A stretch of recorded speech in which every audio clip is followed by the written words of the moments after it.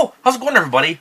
And we're back for another edition of All In, where I'll pick a rock artist, I'll listen to the entire discography, and I'll give my thoughts on it. The rules go kind of like this, in case you're new to this program. The artist in question must have 5 or more original studio albums. Cover albums can count.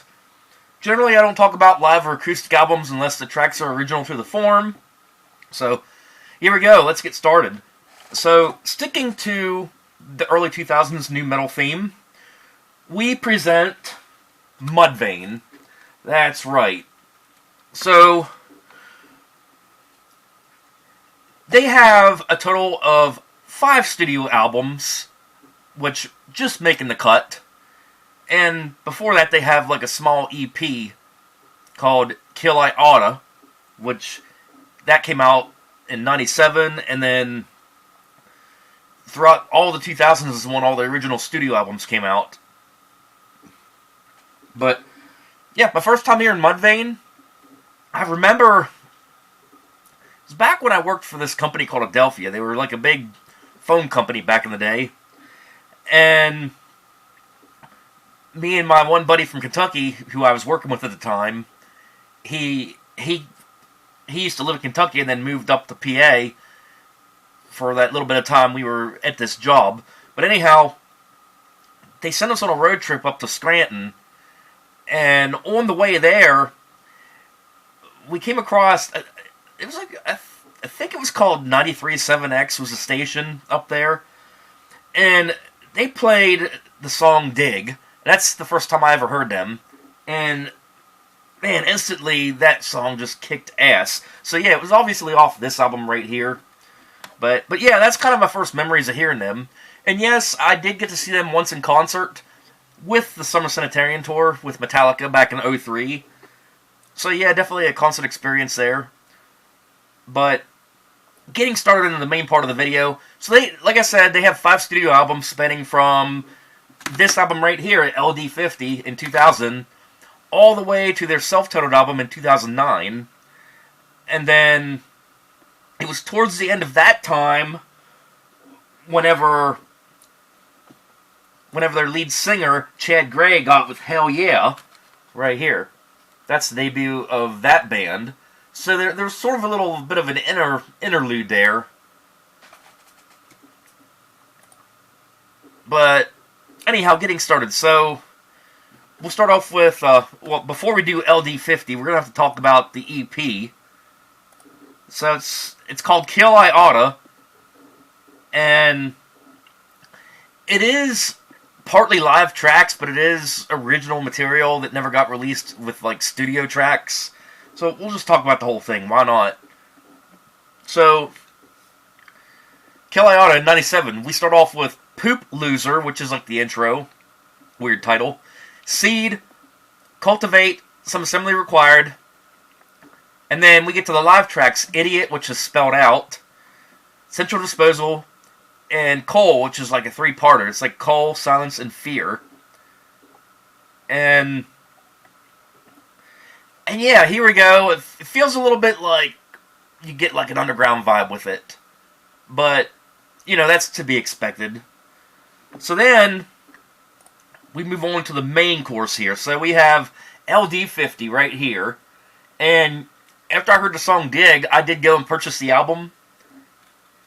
And so here we start off with Monolith, which is like the album intro. Then we go into Dig. And they do that in the video too, in the music video. And something worth noting, there's sort of that little bit of a phase where some of these bands were wearing like these weird costumes and makeup. These guys were definitely involved in that. Like you know, I almost want to say this could almost be like a cross between Kiss and Slipknot when it comes to like their looks. But anyhow, moving on. So we have Internal Primates Forever, -1, Death Blooms, that's a real good song, real popular on this album. Golden Ratio, Cradle, Nothing to Gene, or Gene, I don't know how you say that. You got Mutandis, Everything and Nothing, Severed, Incompetent Resurgence. We have Prod, Formacipio, that's kind of a weird title, Under My Skin, No Forever, and Lethal Dosage. There's the back of the album there. So sort of taking on the drug theme here. Got your nice little white insert here. You don't get these little details with downloads, but I mean, it was never really a go-to album for me, but definitely Dig and Death Blooms, 2 great tracks off of this. Not bad. So then, 2002 rolls around, we move on to The End of All Things to Come. This album right here. No, it's not a copy of the Black Album. If you look real close, it sort of has the insignia here. So here we start off with Silenced. Then we have Trapped in the Wake of a Dream. Not Falling, which is the breakout track for this. We have Perversion of Truth. Mercy Severity. World So Cold, another good track from this.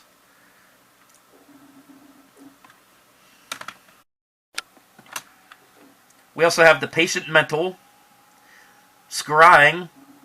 Solve Et Quagla. That sounds Spanish. Shadow of Man.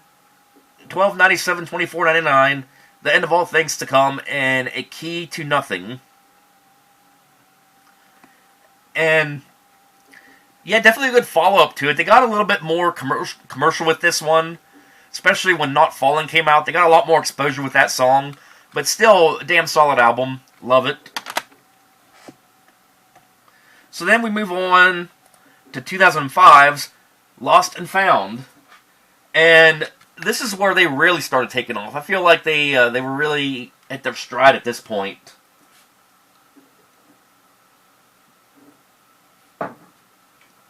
So we start off with Determined. Then we have Pushing Through. And then on to arguably their most popular track on this, Happy. That one was played everywhere on rock radio. We got IMN, Falling Asleep, which is another good one, another popular one. Rain, Sun, Gone. Choices, Forget to Remember, another popular one. TV Radio, Just, All That You Are, and Pulling the String. And I would say commercially this would be their most successful album. And all in all, real solid. I like it. So then, I quit buying them in physical at this point. But I did go back and download the last 2. So here, we move to 2008, we have The New Game.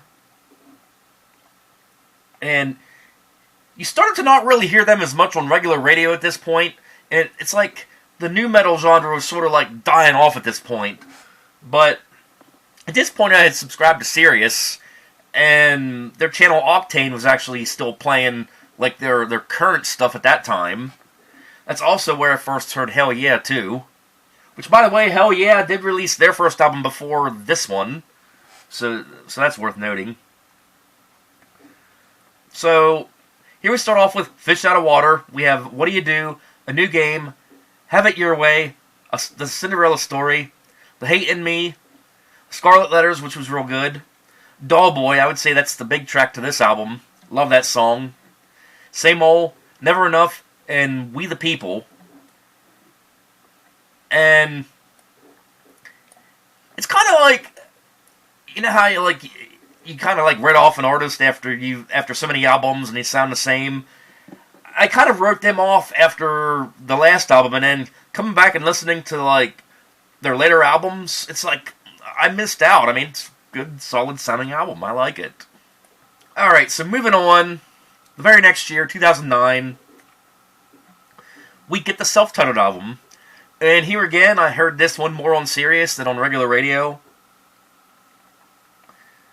And so, what we got here is Beautiful and Strange, A 1,000 Mile Journey, Scream With Me, Closer, Heard It All Before, I Can't Wait, Beyond the Pale, All Talk, Out the Pasture, Burn a Bridge, and Dead Inside. So, I'd say the most popular track off of this one would be Scream With Me. definitely played in very decent rotation on Sirius, on Octane. And again, another one that I overlooked, but didn't hate it. And of course, I mentioned Hell Yeah. So Chad Gray moved on with other members of other bands, including Vinnie Paul of Pantera was in that band, and they went on and did 6 albums over there. So and yes, the concert experience with Metallica, they were the very first act in like a 5-band lineup. Like I think it was like Mudvayne, Deftones, Linkin Park, Limp Bizkit, and then of course Metallica. Very solid lineup they had there. And moving on, so I think we gotta rate them. And obviously, we'll just rate it as one big era. It all falls into one decade, so only appropriate. So as far as my favorite, oh boy, this is difficult. I don't know. I'm sort of torn between The End of All Things to Come and Lost and Found. Probably the End of All Things to Come. That's right when they were really starting to take off. And LD50 was like more downright raw and heavy, where they were a little bit more refined whenever they did the sophomore album. And I don't know, my least favorite, I don't know, probably The New Game, but I didn't hate it. They were all good albums.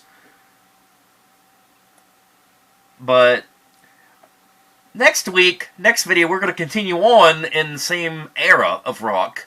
So stay tuned, find out who it is. We'll see you next time.